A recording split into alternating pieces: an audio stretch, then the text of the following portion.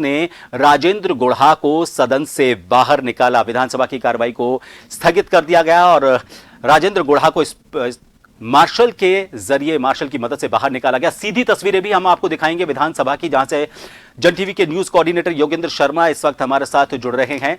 थोड़ा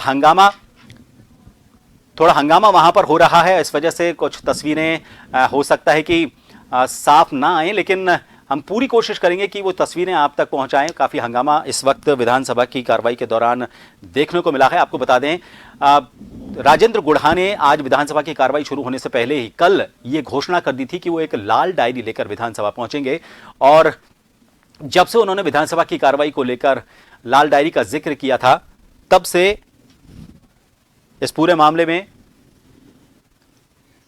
काफी चर्चा हो रही थी। राजेंद्र गुढ़ा सीधे क्या बात कर रहे हैं उनको निष्कासित करने के?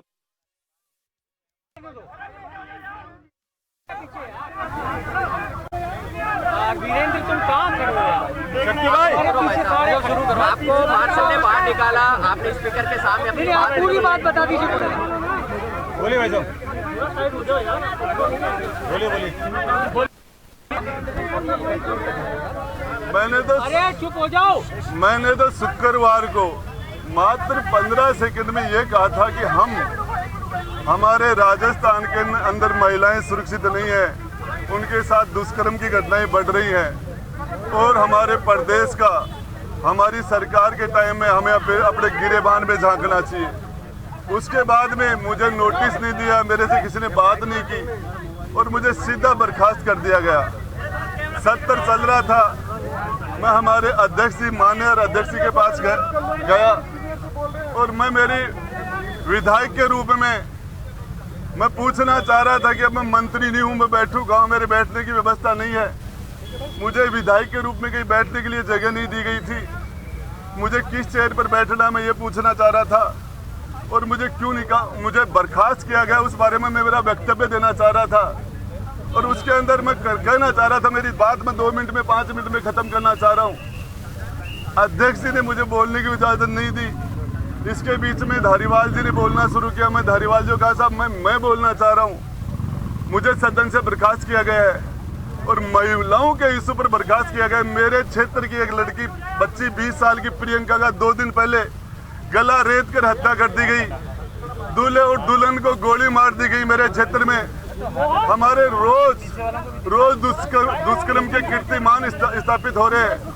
मैं इस घटना से आहत था, मैं इस घटना से आहत था। मैं इसके ऊपर बोलना चाह रहा था। मेरे ऊपर चार्ज लगाए गए कि मैं बीजेपी से मिला हुआ हूँ। मेरे ऊपर चार्ज, मुझे कहा गया कि मैं माफी मांगू। मैं पूछना चाह रहा था, मैं किस सब्जेक्ट की माफी मांगू? मैंने कौन सी गलती की है? मेरी गलती क्या है? मैं किस चीज की माफी मांगू? मैंने 2008 में आपको 6 MLA लाके दिए। 2018 में मैंने आपको फिर आपकी लंगड़ी सरकार को मैंने मजबूती दी।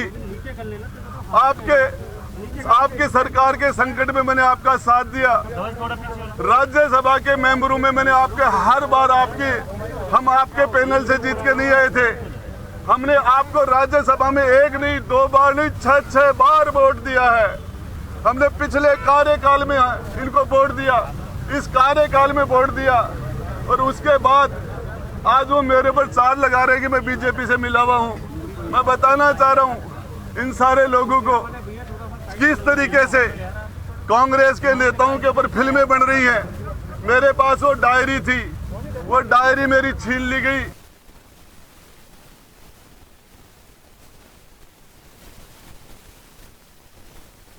मेरे लात मार के मुझे नीचे पटक दिया, और फिर मुझे मार्शलों ने नहीं, मुझे कांग्रेस के लोगों ने, कांग्रेस के मंत्रियों ने मुझे घसीट के बाहर निकाला। मार्शल तो आए ही नहीं थे तब तक। और उसके बाद मैं तो सिर्फ यही बात कहना चाह रहा था, हमने अशोक गहलोत जी का चेहरा देख के इनको समर्थन किया था। इन्होंने इनकी रिक्वेस्ट पर इनके शामिल हुए थे। गहलोत साहब, वो डायरी का आधा पार्ट आपके विधानसभा में गुंडागर्दी करके मेरे से छीन लिया, और आधा पार्ट मेरे पास अभी और है। इस पार्ट के अंदर आपके सारे काले कारनामे जो लोगों ने आपने विधायकों को खरीदा, किस किस एमएलए को राज्यसभा में आपने निर्दलीयों को क्या क्या दिया, किस किस को प्रलोभन दिया, क्रिकेट के चुनाव में आपने क्या क्या काले कारनामे किए पैसे दे के, वो सारी चीजें अभी खुलासा